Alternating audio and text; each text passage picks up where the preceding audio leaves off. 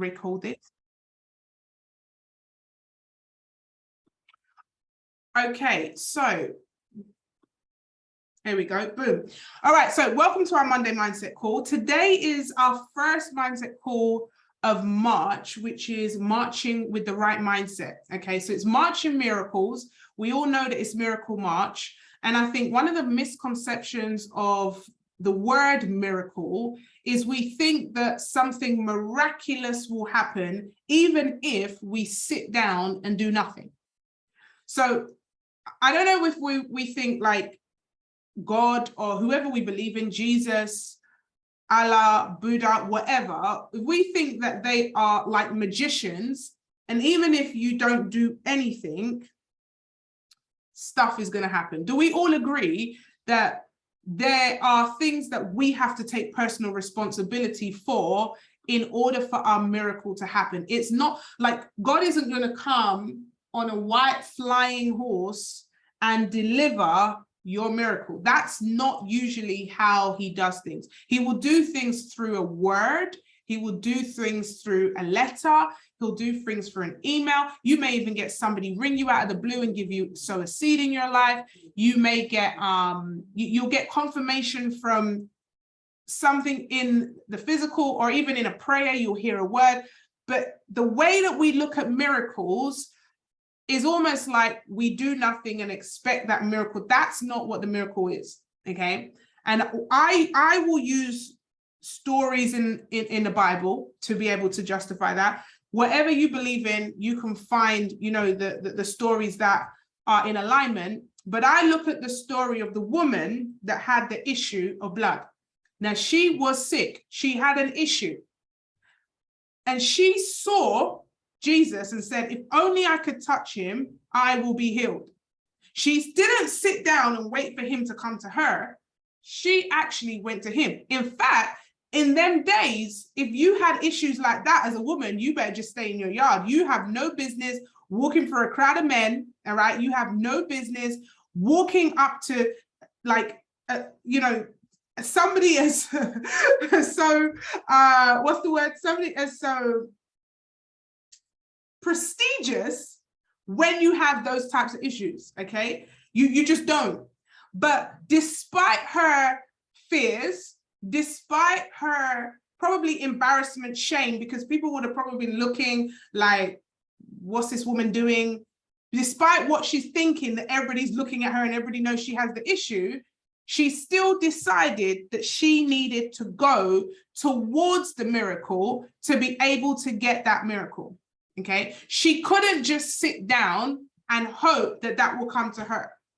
So the miracle was there, but she still had to move towards it, right?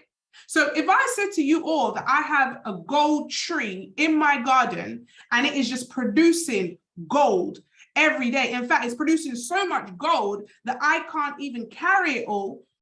Now that is a miracle, yes or yes. But if you don't come to my house with your bag to take the gold, that miracle is going to miss you, yes or yes, guys. So there is a responsibility that we have to take when it comes to the miracle. The miracle will be there, but we have to take the responsibility. Does that make sense? Now, what happens is when there is a miracle, you're also going to get, just like a battery, you get a positive and a negative. When there's a miracle at place, I want you to write this word down, you will then see human conditions, okay? Now, a human condition, guys, and I want to give you the right definition of human condition, okay? Let me see if I can find it. Let me see if I can find the actual thing. But basically what a human condition is, a human conditions are things that happen to all of us, okay, that could potentially hold us back, stretch us, put us in a different mindset, okay? These conditions happen to everybody. If you are a human, you would have felt these conditions, right? Now, I don't have time to go through all 27 of these human conditions, but I want to give you a few. And if you feel like you've seen it before, or if you feel like, uh-oh, Nikki, you're talking to me, I want you to type me in the chat or seen it in the chat, okay? Now, let me tell you a little bit about this. Effective leaders know that asking people, okay, to do things rarely gets it done. Okay? If you ask someone to do it, that is the least chance you're going to get something done. If you don't manage it and if it's not predictable. Now, a lot of the time, you think, okay, somebody told you to do something or somebody hinted for you to do something. If we don't want to do it, guys, these human conditions are going to stop us from doing it. Yes or yes? Someone tell me in the chat. If there's something right now that you know you need to do, whether that be clear the room, clear the dishes, do the washing, whether it means iron some shirts, if you don't want to do something, there is a human condition that will stop you from doing it. In fact, there's a number of factors, human conditions, that typically come into play during the process of any kind of behavior change or a continuous improvement, especially if it's something that you don't want to do. Yes, chicks, I'll do it later, okay? It's very important. And so it's important to understand them, first of all, and then how to manage them so that we avoid frustration, we avoid lack of activity, we avoid performance issues, and we also avoid being dissatisfied with ourselves. How many of you know that sometimes you have something to do, and even when you don't do it, you don't need anyone else to tell you, you're disappointed in yourself?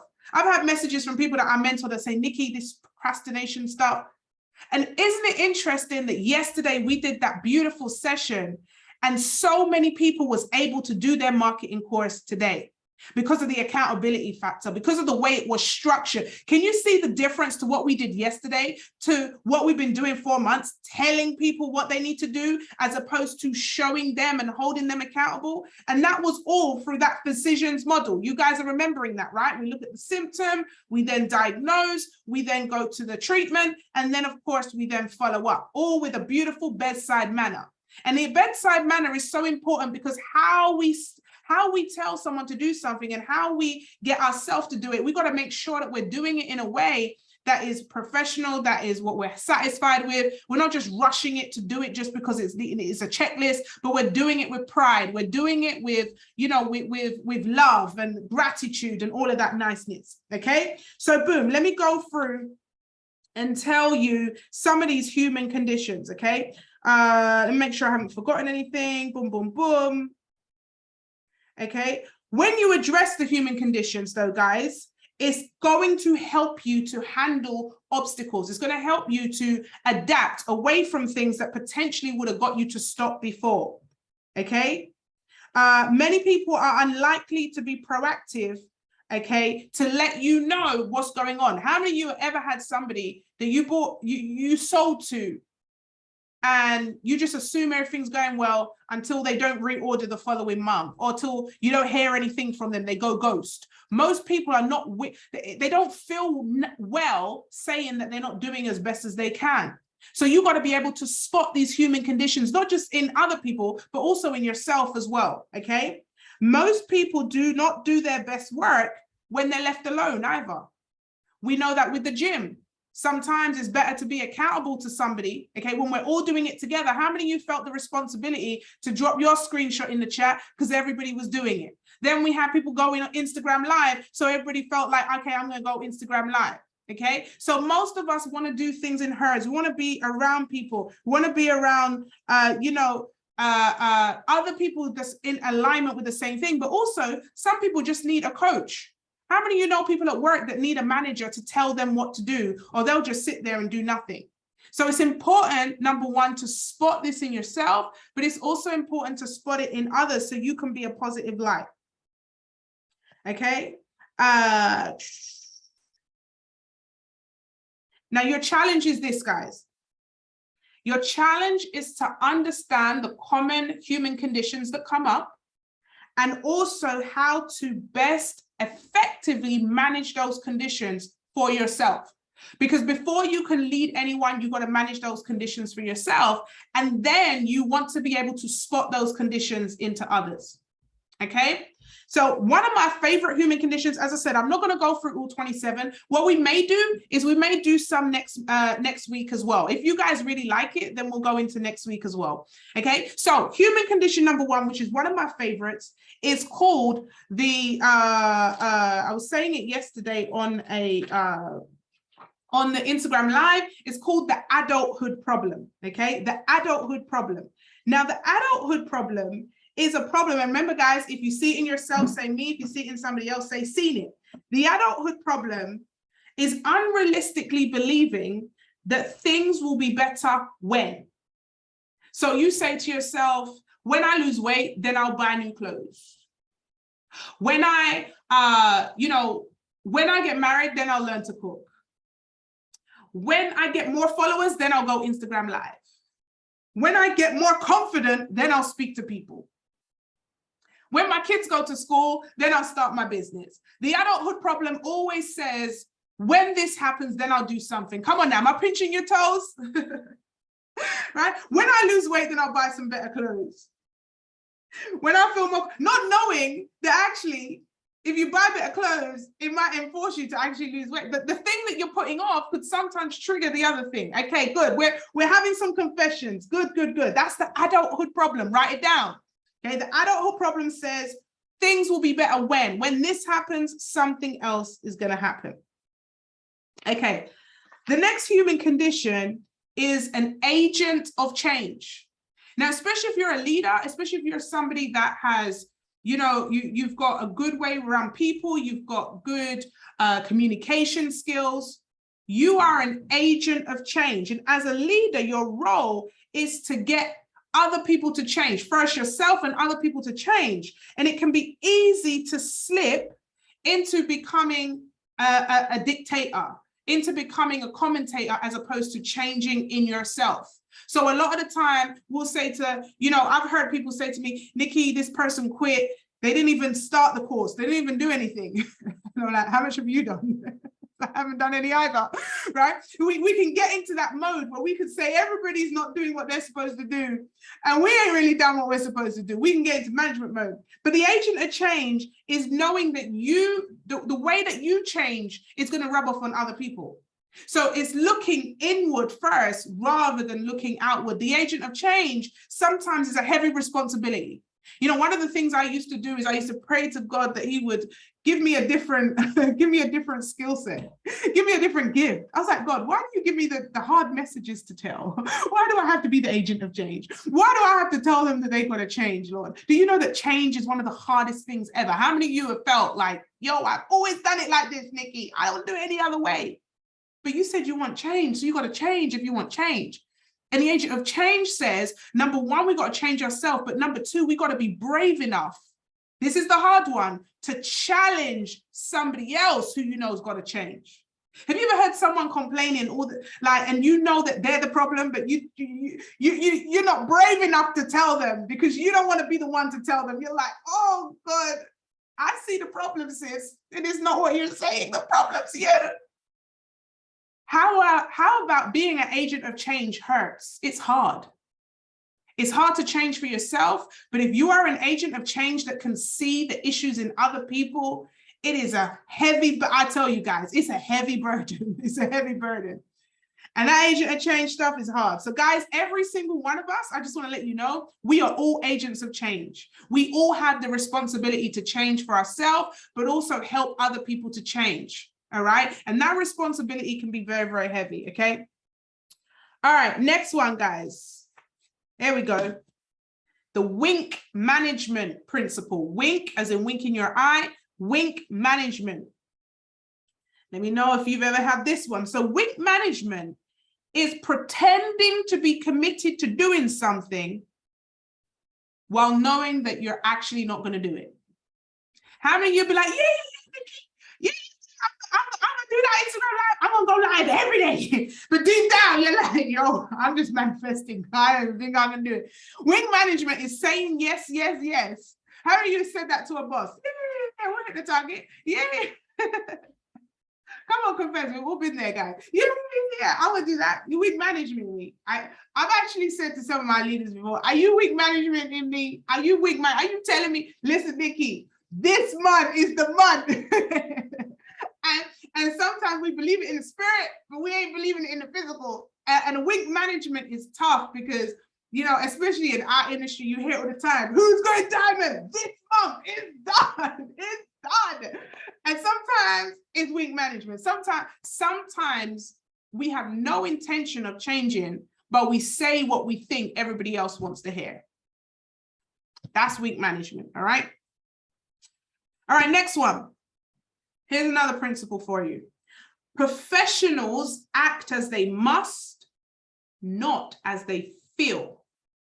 Professionals act as they must, not as they feel. Every time someone deals with you, they judge you by their interaction, regardless of what may be going on inside your life. You are judged by your interaction with people, despite what's going on in your life. There will be times when it is hard for you to act as you should.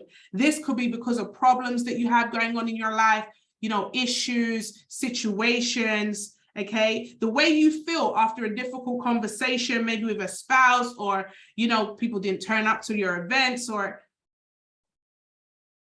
sometimes, guys, you may find people that will empathize with you, but most of the time, ultimately, people care that you get the job done. People care whether you treated them the right way or not. They don't care if you had a bad day that day. Most of the time, you know, we have to act as we must, not as we feel. And how many of us have, you know, overreacted? Or, you know, I've had somebody, you know, message me and their platform wasn't working, and they sent me like a 10-page paragraph saying, you know, I feel terrible. It's the worst thing ever. You know, I'm so demoralized. I'm stressed. It's a mess. This is crazy. This has just ruined my life. I'm like, no, it hasn't ruined your life. It's not working, and we're going to get it fixed. But let's not over dramatize the fact. Let's not, you know, and we've got to be careful how we speak as well. So we've got to act as we must, not as we feel. Things don't go 100% to plan all the time, but it's not what happens to you, it's how you handle what happens to you. Because most probably, you know, if that's the reaction to a small thing, can you imagine if a big thing happens? You see, I believe that God only gives you what you can manage. And so if you're saying, this is too much, I can't manage anymore, I can't take it, that means you're actually saying, I don't want any more bigger blessings. Because guess what? The bigger the blessing, the bigger the issues. So if you say, I can't take no more, what you're actually saying is, I can't take the blessing. That is, professionals act as they must, not as they feel. Here's another one for you. The rubber band principle. Now, the rubber band principle says that just like human behavior, a rubber band will snap back if it's not consistently stretched. How many of us have done a routine where you're like, right, that's it. I'm going to do my affirmations every day. And after 3 days, you're like, oh, I forgot to write down my goals again. Let me get back to my old habits. I forgot to do that again. How many of you from Healthy Challenge was doing workout every day? And people say, oh yeah, and then you've gone back to your old habits again. That's the rubber band principle, right? So in order to overcome that, guys, what we have to do is make sure that we hold each other accountable, that we keep checking in, that we make sure that we, you know, we reflect. How do we get over the professionals act as they feel, not as they act as they must, not as they feel? We've got to ask ourselves the question, what is actually happening here? Let me not over dramatize it with emotion. What's actually happening? Is it that deep, or is it just one thing that needs to be fixed, or one thing that needs to happen? So we got to ask ourselves, what about weak management, guys? Who can unmute themselves? What do you think we can do to avoid just saying, yeah, I'll do that. Yeah, knowing that we ain't going to do it? How do you think we can deal with the weak management type situation? Someone can unmute themselves and let me know, all right? Because we want to be able to spot these human conditions in ourselves, and then we want to challenge them. Brenda. Because I suppose you can introduce like someone to partner up with them, like an accountability partner. Yes, one way. Love that, accountability partner. And it's important to you know, have that accountability. I absolutely love that. Great. Any other things that anyone can think of? Okay, cool. What about the adulthood problem? How do you think we can counteract that? When we say, I'll wait until this happens and then I'll do it. What do you think needs to, what do you think the challenge is, or to yourself, or how do you think you can overcome saying those things to yourself? Or maybe if somebody said to you, you know, I'll wait until I have more money before I do this, or I'll wait until I lose weight before I do this, or I'll wait until before I do this, I'll wait till I get married before I learn to cook. Like, what would you then say to somebody else who was using the adulthood problem, avoiding doing something and making an excuse? Anybody? Amanda, I can see you. Unmute yourself. Oh, okay. For me, I would say by someone that's always saying that you're never going to get to where you want to get to because you keep saying it. It's not happening. You're saying it's going to happen, but realistically, you're not doing it to get there because you're just constantly saying, when I get there, I will do it, which doesn't make sense if you're not doing it. Yeah, exactly. So, you know, I love that. Absolutely. You may as well start. You don't have to be perfect to start, but you got to start to even get. Yes, exactly. Absolutely love that. I see a few hands. Andrea, then Dan. Go ahead, unmute yourself. Okay, I think I've been muted. I'm on mute, yes? Yes, we can hear you. Okay, thank you. I would insensitize it. Oh my Lord, give incentives along the way. Okay, so you set little steps. So if you're trying to lose weight, give yourself a sort of reward when you lose, say 10 pounds, when you lose 15 pounds. So you give incremental steps, like little bonuses, incentives. Yeah. So you feel actually little treats for yourself. So you feel able to go on, and as you lose the weight, for example, you're feeling, okay, I feel better. I'm going to buy myself this when I lose this much. I'm going to do this when So it's more of a treat and not a job. Yes. So you're tricking your mind almost. It's almost like tricking your mind to be able to say, okay, cool. When I do this, I'll treat myself. I love that. I absolutely love that. Giving yourself small wins and that's it. And incentives. Love that. Love that. Mr. Daniel Louis. Yeah, I would say, you know, on a deeper level, the when I do this, then that will happen. The then and the when and the now, they're actually all the same thing. But you know, we don't want to get too deep on here. But at the end of the day, there, here, and there. When I do this, that is going to happen. All of that is in the mind. So you're actually tricking the mind, which is what we have to do anyway. But you're tricking the mind into saying, well, when it appears, when it's not going to appear until you actually do something to make it appear. So, but mentally, but on the physical plane, you just have to just kind of do what the other sisters are talking about later. It's incentivize yourself by saying, you know, let me do it now, or let me do a little small step now that will lead to a bigger step. So I would guess that you'd have to say, well, if you don't start it, you'll never finish it. You know, you need to start it to actually get there. So that would probably be a direction that would go down with someone who's on a, when I do this, that will happen. Gotcha. So basically just do it. There and here are practically the same. The only difference is the actions that you do. So you might as well just get it. I love that. I love that. Thank you, sir. Thank you, Dan. Chigs has put in the chat, set realistic targets. When you achieve it, then slightly increase it, which helps with the belief in yourself. I agree. So sometimes the goals that we set for ourselves, they seem so big, and so we end up taking ages to do it because it seems so far, but actually break it down. Can you make it? That's why if you guys have not got the book, I've recommended this book so many times. It's called The One Thing. Okay, it's called The One Thing. Sometimes just target yourself to do one. A lot of the time I see people, I'm going to ring 10 people today and they do none. How about you just say you're going to ring one person? Just say one person. I'm going to ring one person and, you know, promote my business to one person. You'll be surprised. You'll do 3, you'll do 5. But when you tell yourself you're going to do 10, 10 seems like such a big number. It even demoralizes yourself from doing one. So The One Thing is a beautiful book. I absolutely love this book. It's by my bed. Okay, it's a yellow book. And it talks about the power of just doing one. Okay, the power of doing one thing. Okay, I'm conscious of time. I'm going to go on to some more, and then we will close out with a nice little quiz as we always do. I want to give you 5 more. Are you guys okay with that? I want to give you 5 more. So how many have I given you so far? Agent of change. I've given you wink management. That's 2. Professionals act as they must, not as they feel. That is 3. Rubber band principle, 4.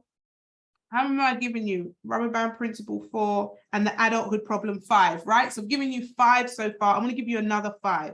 There are 27, guys. Let me give you the next one. The next one is called the opening night principle. Oh, this is a powerful one. This is a powerful one. Every night is opening night. Now, what this is that you've done it so many times that you don't do it to the best of your ability anymore. And the opening night principle is almost like a theater production. It's new customers coming, new people coming to watch your theater production. So you got to give it your all every single time.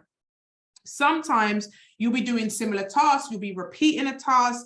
And the danger is that who you interact with may feel like you're not interested or you're annoyed because you've done it so many times, you don't give it the best of your ability. And you've got to make every single moment count in front of your audience. So for example, you'll be on a call giving a testimony. And most of the times you have your camera on, but you think, oh, I've done it so many times, I'll do it with my camera off.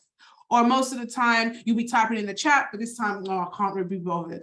Or can you imagine if I came on the call and I was like, hi, everyone, like, you know, that's not my personality. I'm like, hey, da, da, da. And then I come on, and we've all been guilty. I'm gonna say I'm gonna be guilty of this because sometimes it's not easy having the opening night principle every time. How many of you have known that you've given a really good testimony and you're like, oh, that felt good. And then you gave another one, you're like, that wasn't as good. I kind of rushed that. I was caught off guard, or maybe I didn't do that to the best of my ability. Opening night principle says that you give it your all every single time because it's new ears listening.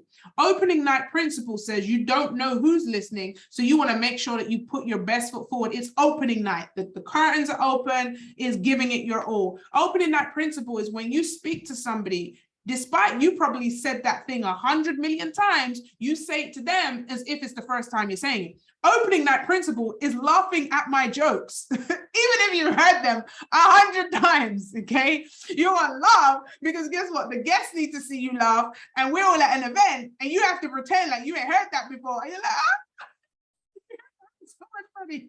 Jokes. I heard that a few times. That just still tickles me. Like opening night principle means opening night principle, guys. You got to make sure that you don't go to an event feeling dead. You don't look dead. You are acting as if it's the first time you are hearing that information and you are putting it on there. How many of you know? Okay, nobody confessed to that. I'm gonna confess to that one because I know that opening night principle is very important. Okay, that was number 6. Number 7 is the time management law. This one's gonna sting. I have had in my 15, 17 years worth of coaching, whether it be for the high level people in the bank, whether it be as an entrepreneur dealing with first starters of businesses, whether it be with millionaires, okay? The time management law has come up so many times. Now, here's what the time management law says. No one will plan their time in such a way as to free up time to do something they didn't want to do in the first place.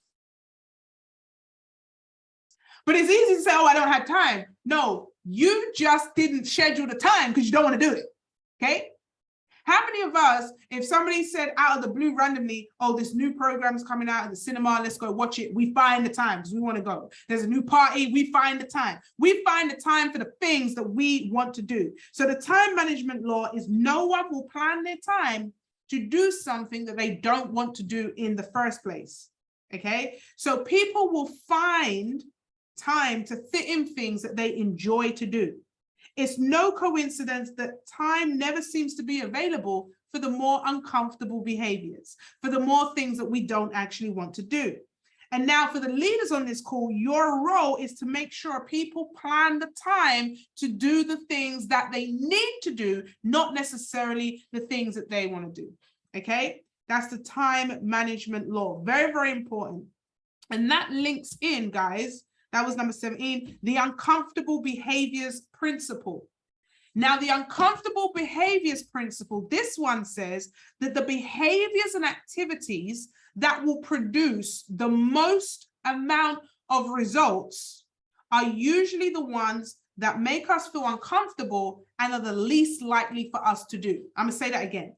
The behaviors and activities that will produce us the most results are usually the most uncomfortable and the ones that we're least likely to do. Most people will not choose to do things they dislike or are uncomfortable to do.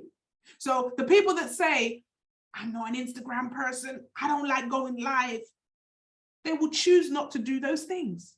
That's the uncomfortable behaviors principle. Despite that could potentially blow up their business, that could potentially give them so much success, it is uncomfortable. And so people are unlikely to do the things that are going to make them uncomfortable. And so here the role is to explain and to be partnered with someone who can tell you, look, I know you're uncomfortable with this, but this is going to unlock the key to your situation, right? We got to also manage our own uncomfortable situation. We got to manage our own uncomfortable behaviors before we can put it onto others. How many of us right now, straight away when I'm saying this, you can think of so many people that you know are in their comfort zone. You know that people, you know, we tell them so many times, yes, don't send copy and paste messages, pick up the phone and ring, but you're still sending copy and paste messages, right? But we can think of all the people that we can say, yes, they're in their thing. But how many of us, if we're honest, we have some of these human conditions as well that we got to recognize and stamp them out. Okay, 2 more, guys. I'm gonna leave my best one till last, I think. And now you guys want to know the 27, right? You want us to carry on next week? Do you want to know all 27? You guys enjoying this? All right, cool. So the next one is the communication law. This one's a powerful one. The communication law says any communication that requires a change of behavior in the listener will most likely, write these 3 words down, be distorted, discarded, or immediately forgotten. Most communication that requires a change of behavior in the listener will most likely be distorted, discarded, or immediately forgotten. People often become frustrated when they are sure they told people what to do and they later find out that it didn't happen. They find that people do something differently, or they consciously choose to ignore the expectation or simply never got around to doing it. In fact, I want to tell you this, is any communication that comes out that people don't want to do, it could be a text message, it could be a written form, it could be on one of these calls. Any communication that people do not want to do, especially as a leader, they're not going to pass that information to their teams. So how do we get around that? It's making sure we have different levels of communication, right? It's making sure that you check. If you're a leader on this call, don't just expect the person who brought them in to do the communications. You got to make sure that you check. You got to make sure that, oh yeah, are you coming to the event? Oh, I didn't know about the event. Oh, well, let me show you the information. Because the mentor didn't tell them that there was an event. They're not checking the group chat. And so you've got to make sure that you don't just look at the people that you brought in, but you have a system that can provide different people with communications, because the communication that people don't want to do, or the communication that they're not a part of, they will find a struggle to share that information with other people. That communication law is strong. Okay, the last one I'm going to share with us as we wrap up tonight. I think we've had 10. This is the 10th human condition now. We got 27, so I'm giving you 10. Is this one. Beware of change assassins and ninjas. Beware of change assassins and ninjas. In every company, system, organization, platform, there will always be people who resist change. They cut down every new idea. They make sure that people that are in position, they damage them. They will damage their credibility. They will talk bad about change. They will say that this is a joke. They will spread negative news. And remember, guys, the influence of negativity is normally stronger than the influence of positivity. The word gets around so much more quicker. So where you have people that display this type of negativity, then it must be managed in the right way, okay? You got to make sure that they do not damage other people with their negativity. Notice, guys, we got to all hold each other accountable. You see someone in the chat saying, oh, I'm not good at this, or, you know, this is not, like, I will see somebody that will put in the chat something like, guys, who else can't download their workbook? Who else has a platform that's not working? Like, why would you put that energy inside the group to now have a bunch of other people who are complaining that something's not working? And now we're all putting it in the chat to say, who else that doesn't have, like, that type of energy for me, that is all that. Because we got to think sometimes, what's the general theme here? What is it that we want to do? You know, you'd say something, and then you always have people go, oh no, that's not going to work. How many of you know someone that as soon as you say something that that sounds like a scam, that's a pyramid, that doesn't work, I don't know if that's a good idea. Sprays, you really gonna sell sprays? Like, what's those sprays? Like, but sometimes, Sarah Jane, I'm seeing that T word in the chat. That is £1, my friend. Okay. What we have to do to eliminate the change assassins and ninjas is we got to hold them accountable. That's what we got to do. And I mean, in extreme cases, you remove them. But most of the time, you know, like that T word, that's an assassin right there. Sorry, Jay, we want to take out that T word, right? But, you know, on a serious level, I'm talking about, you know, people that really damage, you guys know what I'm talking about. How many of you know somebody that is against change in all levels? Yes, that's correct. Nikki Sutherland, but it's got a pound sign at the beginning. At all levels, there are some people that can take the negative from every positive situation. You're like, oh my God, I just got engaged. Well, how much that's going to cost? Like, no, it's congratulations. Like, oh my God, I'm having a baby. Oh my God, can you manage a kid right now? No, the word is congratulations. Like, there are some people that no matter what good news you have, they can still find a negative in every situation. And those people, you need to make sure that you limit. And if you're a leader on here, you don't want those people around the rest of the people, because you know what happens is a domino effect. One negative person, you know how it works. One person sows the seed and everybody now is talking about it. How many of you have been that person at work? I tell you this, I can be honest, I used to be the change assassin. I used to be the one that when they would say something at work, I'm like, no, I ain't getting paid enough for this. We ain't doing this. I ain't doing no overtime. I ain't staying here late. And here's what my manager did. He was a beautiful manager. He's the guy that promoted me. And I'm going to show you strategy, how to deal with change assassins. So the bank came out with this thing. And those of you probably, you know, will remember this, when banks used to open Monday to Friday. They never opened Saturdays. There was no such thing as Saturday and Sunday banking. In fact, the banks would open 9 and close at 4. They were very tight knit and the bank was a prestigious place. You better queue up and go there and your thing. But then the bank decided that they were going to open Saturdays. Now me, I like to go shopping. At the time I was raving the Friday night. I did not want to work Saturdays. Now the bank manager, he knew that if he announced that in the meeting, the change assassin, me, would kick off and get everybody to appeal against working Saturdays. So here's what he did. He pulled me in a couple of days before and said, Nikki, I want to talk to you. I want to tell you something that's coming. This is just between us. I don't want you to tell anybody else. I'm going to announce this on Saturday, but I wanted you to be the one to hear it first. And I'm like, okay, because you know, change assassins have egos, right? So I'm like, oh, I'm learning first. And he came to me and he said, Nikki, look, I know you love shopping. So what if I could give you a whole day off in the week, Thursday? You know, they do late night shopping on a Thursday in Bromley. And you could do shopping all day on a Thursday if you work 3 hours on a Saturday. How does that sound for you? And I was like, right, that's actually all right. Now, if he'd have said that in a meeting, I would have kicked off. But he pulled me to the side, one away, and he worked on me. He listen, that strategy was sick. He was a great manager. And he said, Nikki, I believe that this is going to be revolutionary for the branch.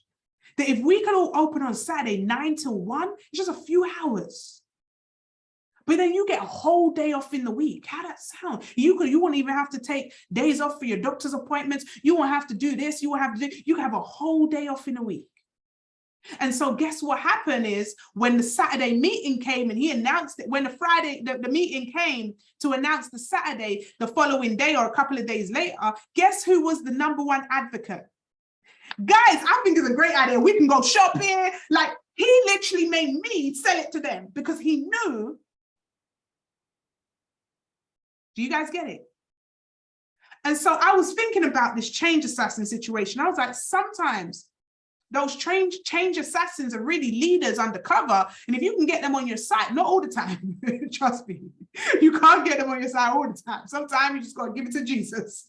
Over to you, Lord, right? But sometimes the change assassins just need a different strategy. Sometimes they need to know things a little bit ahead of advance. Sometimes they need a little bit, think. How many of you know a change assassin? Come on now. How many of you can picture that change assassin in your head? And we can always picture the change assassins in our head. But I want to challenge you to make sure you're not the change assassin. I want to challenge you to make sure you're the team player. I want to challenge you that you're the one that's always positive. I want to challenge you when it comes to these human conditions that we can all hold each other accountable, right? We can all hold ourselves accountable and we can be, the energy that we need to see. So guys, as we wrap up, we are going to end on that quiz. Okay, so let's make sure we're going to do this. Who won last week? I think it was between Brenda and Marsha that won last week, I think. Let's see where we're going. We're going to do quick, sharp. Boom. Okay, here we have it, guys. Question number 1. What is a human condition? Who can explain that to me? Unmute yourself, say your name. Whoever's name I hear first. Denicia, what is a human condition, my girl? It is something that happens to everyone. No one is immune. Yes, it is something that happens to everyone. Can you elaborate on what that's? Well, it can be a number of things. Like, I want you to tell me what they are. I want you to tell me what is the something. So what some things happen to us. So I want a little bit more to give you the point. When I guess life happens, which happens to everyone. There you go. That's it. Yeah. That's a point for you. Boom. Okay. Now, your challenge when it comes to human conditions is number 1, to understand them, and number 2, what? Say your name. Violet. Yes.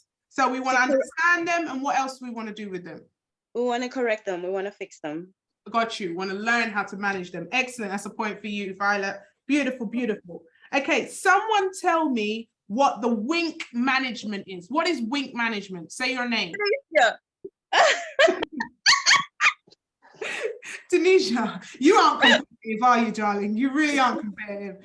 Okay, what's wink management? The pretenders. They say, yeah, I would do it, but they know they're not gonna do nothing. 2 points for you, girl. 2 points. Who can tell me what human condition is the one where, you snap back to your old routine? What is that? You snap back to your old routine. Rubber band. Rubber band. Marsha. I heard Marsha. Rubber band. Rubber band principle indeed. Rubber band principle. Well done, well done. Okay. Professionals act as they must, not as they. Feel. Libby. I heard Libby. Feel. Feel, that is correct. We must act as we must, not as we feel. Someone explain to me the communication law. Denicia. Violet. All right, I heard Denicia first, and then I heard Violet. So Denisha. Okay. Most conversations that require change will have one of 3 results. It'll either be distorted, discarded, or immediately forgotten. Well done. which is ironic because you had to read off of your paper to remember. I did. I wanted to make sure I got them right. That is correct. Most communications that come out, if you don't want to do it, it is immediately forgotten, distorted, or disregarded. Well done. Okay, someone tell me then, say your name. What is the adulthood problem? What is the adulthood problem? Violet. Violet? When A happens, then I will do B. Like when I lose weight, then I will buy new clothes. Excellent, excellent. What about the uncomfortable behaviors principle? Someone tell me what that is. What's the uncomfortable behaviors principle? Say your name. Gary. Gary. Yeah, doing something you really don't want to do, but you know you've got to get it done. That's a real crucial thing to do. Just repeat that one more time. So doing something that you really don't want to do, but you know you should do it. You have to do it. Yeah, I'll give you that. So the behaviors principle says that You're most of the avoiding things something. that are uncomfortable, you don't want to do it because they're uncomfortable. But Yeah. I'll give you that. You I blagged it. You did. You dragged it. You just got there just by a wink management. I think you winked me there, but you winked me. All right. Who can tell me about the opening night? Gary. Principle? Okay, Gary. Opening night principle is like doing something you've done many, many times, but you've got to do it like it's the first time. Like doing a presentation. Yes, there you go. Gary's on a roll now. He's coming for you, Denisha. Okay, Gotcha. last one. Last one. What is the name of this human condition? There will always be people who resist change and cut down new ideas and find Oh, them Brenda. in every situation.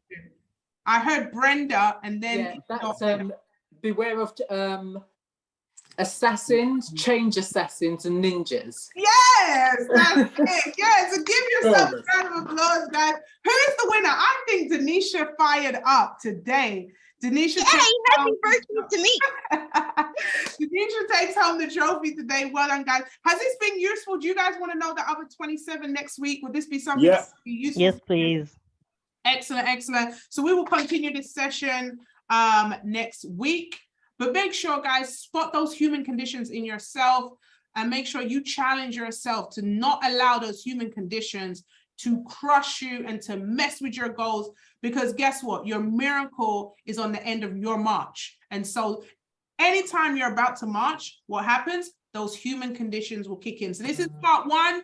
Next week, we're going to go through part two of those human conditions. And I hope you guys have found this valuable. Again, guys, if you can, when I post this stuff on my YouTube, please, interact. Thank you, Gary. I know there's a few people that always interact on the YouTube. And also as well on the social media, tag me in as well. So just a quick reminder, where the ladies at? We are indeed wearing pink on Wednesday. Okay, it is Women's Day. Men are also invited, and we are asking you all to come on down in your pink. We're going to wear a hint of pink or any pink or full pink. We're going to have some great time. We're going to eat. We're going to have fun. But most importantly, we're going to get our mind and money in order, networking, as well as food and music as well. Wednesday, the 8th of March at 6:30. Be on time, guys. It's going to be great. And also practice your elevator pitches. Practice, speaking to people. Practice introducing yourself. Okay, because it's going to be, we're going to do some networking. We're going to do some really fun games as well, and really empower the women on that day. Just a quick reminder for the events that we have coming up. Birmingham, the Birmingham events. Let's have a look. And also as well, of course, our Vision Day here in the UK. Boom. I've got a special announcement about that, which I will tell the leaders on our leadership call tomorrow. But this is going to be an incredible event, ladies and gents. You want to make sure you're there. Also, this is the time to remind your people, this is next week, Saturday. Please be early. Registration is from 1 p.m. The event will start 2 p.m. prompt. You want to be at the front. All of that niceness. Also remember, what do we call it? Event etiquette. We want to be fired up. That opening night principle. We want to have fun. That event is not the time to say, Nikki, my back office ain't working. Nikki, that's not the time or place to say that. This is the time to be fired up. It's your guest event. Okay. It also is an event that is going to be fun. We're going to make it happen. And we're really going to make sure that we do what we need to do. Okay, someone said, what is my first time here? What's the T word? Okay, so in our team, we don't believe in T'ing. We either do it or we don't. And the T word rhymes with cry and starts with T. And so if you say the T word, you end up having to pay £1 into the Cash App because we want you to get it done. All right. So we don't say that T word for someone who was new. Who was that? Was that Libby? Welcome to the family, Libby. Yes, she gets it. Good. We don't want to say it. I see if people will say it. Denisha didn't want to say it because she knows she would indeed get charged for that. And so, yes, we want to make sure that everybody is at Vision UK. Of course, we have superstars flying in from the world, but we also have some incredible things happening. It's going to be a full-blown masterclass. There's going to be a training as well. It's just going to be absolutely incredible. Okay, so please make sure you send a quick reminder to those individuals that have tickets. You still have time. We've got 200 tickets left, and we want to make sure that we have that sold out sign. So let's make sure that we keep promoting for that as well.